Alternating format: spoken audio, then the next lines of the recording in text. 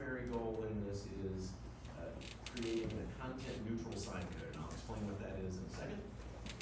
So really what we've done is we've taken several different locations of sign regulations, both in the zoning ordinance in two places. There's standards about signs, mostly on-premises signs.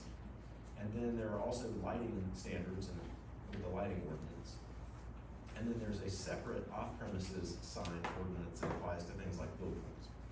And so one of the goals here is to put those all in one place so that there's one set of standards so that it's very clear what's going to apply in any one particular situation. And then really that required a number of structural changes, as you might imagine. Another thing that required a number of structural changes, which I'll explain what those are, is content neutrality. So content neutrality is a requirement of the First Amendment of the United States Constitution, protection of free speech. The government does not infringe on people's right to freedom of speech. And so the Supreme Court held in 2015 that local sign ordinances that regulate signs by the type of speech they're conveying, which might be things like a real estate sign, political sign, that those regulate speech. And that if you're going to regulate speech, you have to do it in a content neutral way. And so in other words, what that means is if you can put a political sign in your yard that's a certain size, you should be able to put up any kind of sign in your yard. It could say, my kid's a student, going to Carolina this year, save the whales, you name it, Merry Christmas, whatever. And so in order to do that, you have to make a number of changes in most local government sign codes. And the places that we usually do it, and we've done it here, are with exempt signs, prohibited signs, we've created sign districts, and then we've created these two new categories of signs called incidental and temporary signs. I'll explain what each of those means, but basically what it does is it takes any time that you refer to a specific type of content, we've taken that out. So with exemptions, for example, there are lots of permit exemptions for things like real estate signs, because you don't necessarily want your real estate agents or your homeowners that are selling their house for sale by owner to have to apply for a permit. So basically, there are lots of exempt signs that we've taken out, and we've moved all of those types of what you would think of as temporary signs, like real estate signs. We move those all into the temporary signs category, and I'll explain what those are when I get down to that bullet. So then also with prohibited signs, we've taken a couple of those out, but not many. So sign districts is really the way that we've reorganized the sign code in a way that you can both scale signs by the intensity of the use and the sort of character of the neighborhood, and also provide a content neutral framework for it. So I put up a table here that is an example of both incidental signs and sign districts. And so there are 5 sign districts, and it's very similar to what Kelly was talking about with the lighting zones. We've taken the zoning districts and we've condensed them into these sign districts. So there's a different table that explains the sign districts, but AOS is agriculture and open space, residential are all your residential districts. LC would be low intensity commercial, neighborhood commercial, that sort of thing. And then GC would be general commercial, your highway commercial, and industrial is light and heavy industrial. And as you can imagine, all of those different contexts can require calibrating of the size of signs and lighting that you would expect on things like that. So really that's what those different sign districts are, and so like I said, it allows you to scale them. With incidental signs, which you would think of generally as things like on-site directional signs, resident directories, tenant directories, and then also building numbers, just sort of permanent on-site signs that are permanent, but they're smaller, they're sort of accessory signs. As you can see, they're very small. 4 square feet is the largest that they get. The one that I put up there is for perimeter signs. Under your old code, this was called an entry-exit sign or a directional sign. But basically what this does is it sets with a setback that does not apply to this sign, a a size limit and a location standard for where you could put these. It's based on a number per entrance or exit, and so that's kind of scaled by district. So that's really what an incidental sign is. Temporary sign, like I said, is basically anything that you would think of as yard sale sign, you know, real estate signs, political signs, you name it, lost cat, whatever. That's not this though, just to clarify. That is not this. That is not this, okay, thank you. These are incidental signs, yeah. So we've created another section just about temporary signs that basically provides content neutral regulations that give you a certain time limit, generally 90 days, to display signs. You do get one indefinite temporary sign for things like real estate signs, because you might not sell your house in 90 days. But like I said, we tried to take content out everywhere we could. Yes? The one thing that I see that's missing from this is county-owned property. Well, that's a really good point. So one of the prohibitions and exemptions, so there was an exemption for government signs. And government signs are regulated, can be regulated differently. Generally, so we put in this code, and we generally recommend an exemption for government signs for a couple of reasons. It generally passes legal muster because the government is not regulating its own speech in the way that governments regulate private speech. You know what I mean? So if you think about government signs, it's like every highway sign, and you know, there may be some park signs. And that makes perfect sense, but we have examples throughout the county, as far as I know, but certainly close to my neighborhood at one of the middle schools, where there's a whole bunch of what I consider to be commercial signage on school property. And it abuts a residential neighborhood, and it seems that's the sort of thing that would appear, at least based on this and your description of what, you know, the government signs would be. This would fall between cracks, so to speak.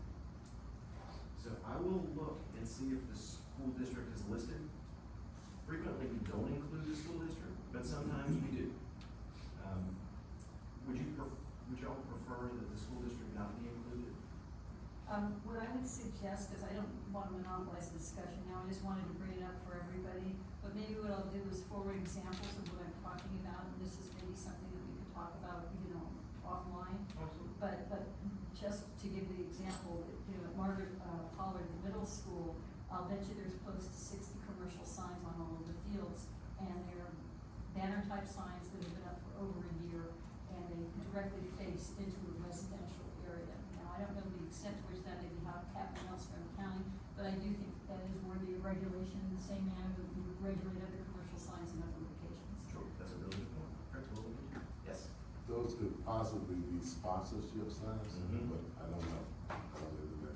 Yes. Call them what you want, though, I mean, it's still a form of commercial advertising.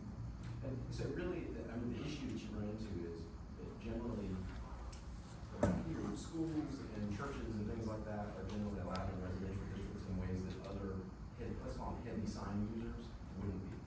And so you do end up with things like LED display signs, you know, like PTA bake sale, or even maybe a sponsor, especially on things like athletic fields, on the fences.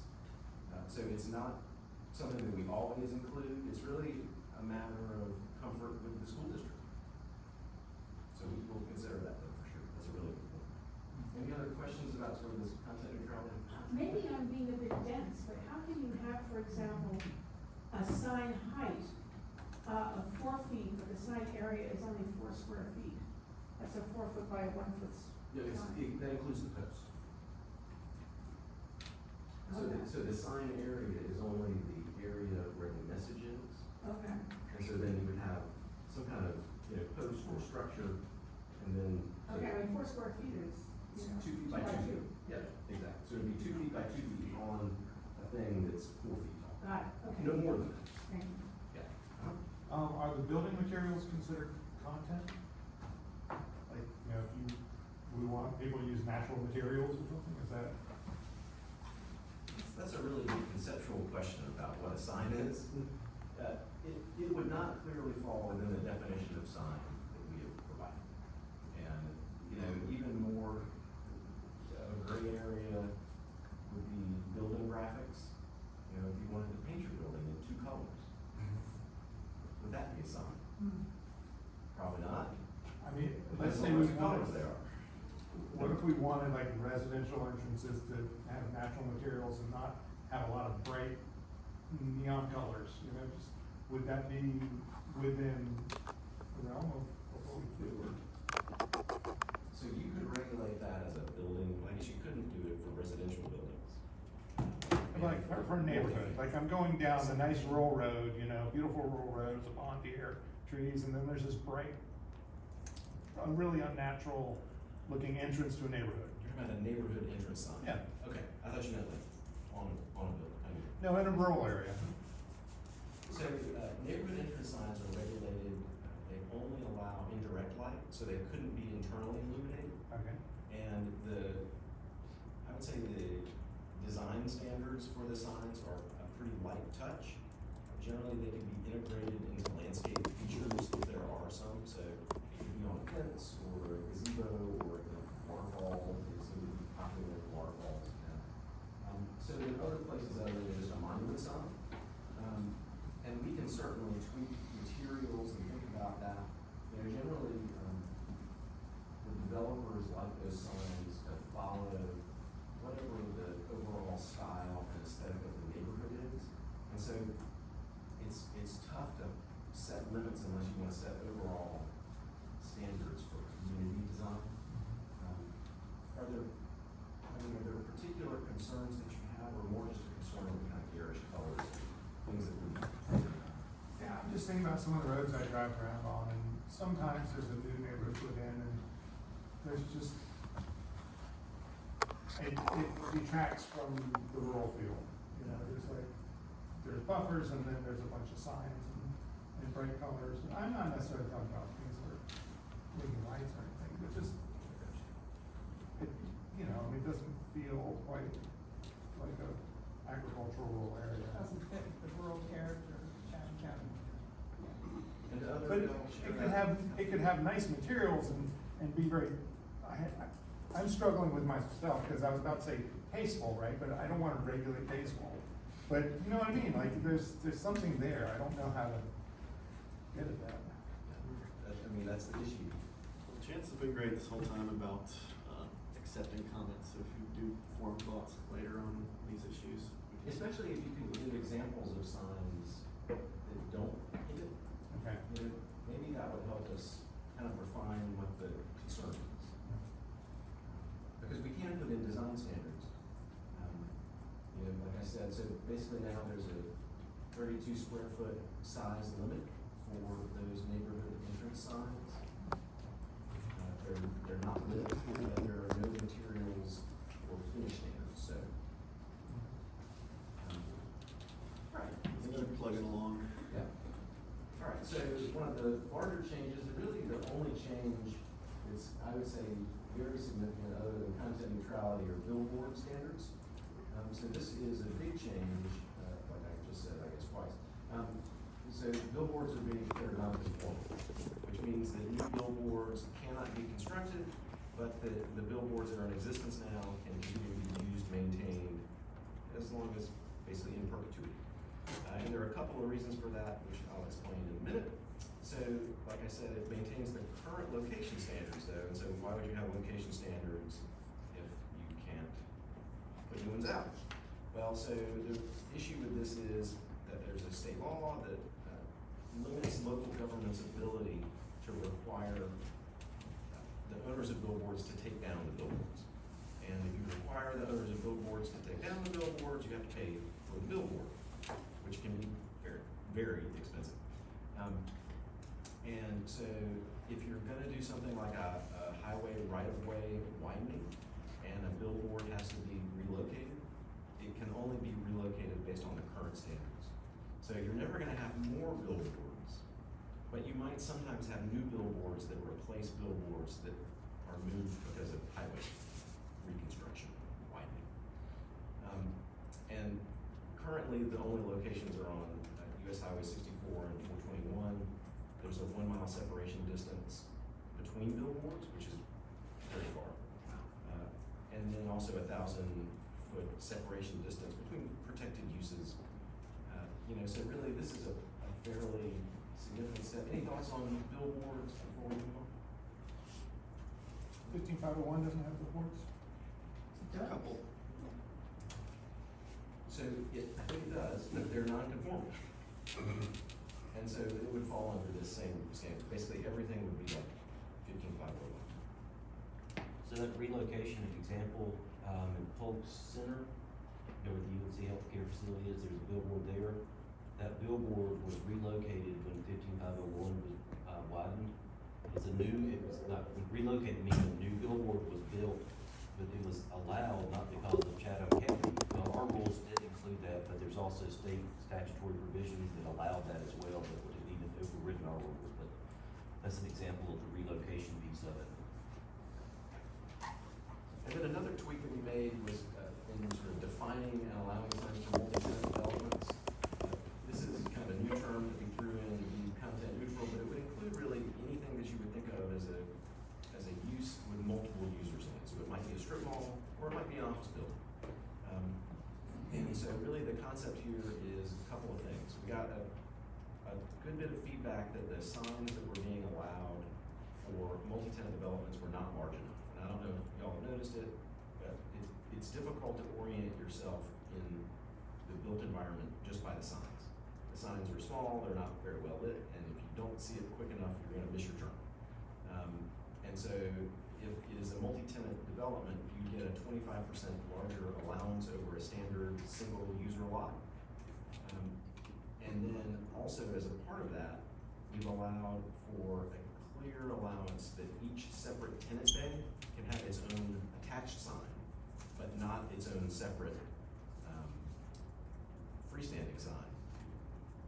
But in order to have your own sign on your wall sign, you have to have a separate public entrance. So if you're in a multi-user building with one entrance, everybody's not gonna have their own sign hanging outside their window around the outside. You would just have whatever, building signage they want overall. Yes, sir. I wonder if that restriction is not gonna push you to, buildings and developments with lots of separate entrances. And push you toward single level developments with public entrances for each thing rather than, and that doesn't seem good to me. I like the idea of, one common entrance and go in, I think it just aesthetically. But I know a lot of buildings that, maybe a different firm is on the second floor. And there's a sign up on the second floor that indicates that, and that can be useful, and I don't know if it would be better if people would indeed go toward separate entrances. So that's an interesting point. So if there is a single building with multiple tenants in it, right now, and under the proposed draft, it's really between the landlord and the tenant. And so if you're the anchor tenant, or if you're a larger tenant, you could probably get your name on the building. But, that's an interesting point on the distortion that this sign regulation could have on building orientations. I haven't seen that in other places that we've worked, but I will consider that and think about ways to not create an incentive that we don't like. That's a good point. Other questions on multi-tenant developments?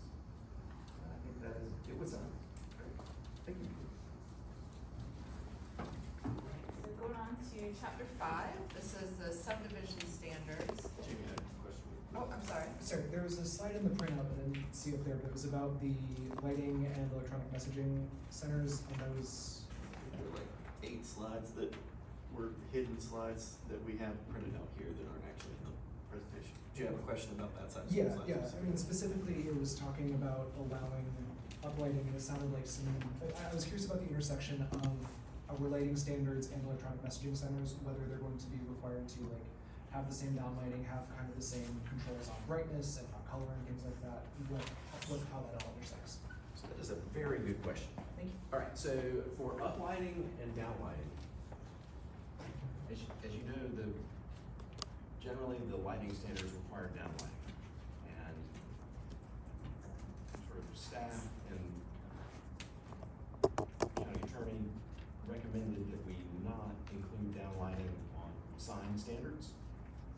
because it would create a significant problem and limitation for billboards. And that there would be a lot of pushback from that community, because they can't wire like up through the billboard apparently. That's just not what they do, they uplight. So just in terms of the lighting configuration, that's apparently not something that there was a lot of interest in, but is that something that y'all are interested in?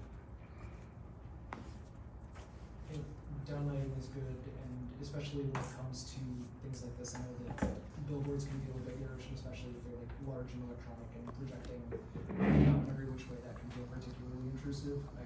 We've talked about the road character, and I love driving on a dark road, when we have that kind of intrusion from anything like that. I'm just, I've seen downlighting used in billboards before, and I feel like we're maybe not before, maybe there aren't gonna be many more in Chatham County, so I don't know how many concessions we need to make.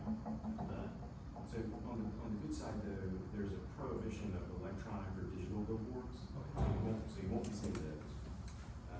Basically with electronic signs, there's a limitation to certain districts, and then also a size limitation as a percentage of the sign face usually.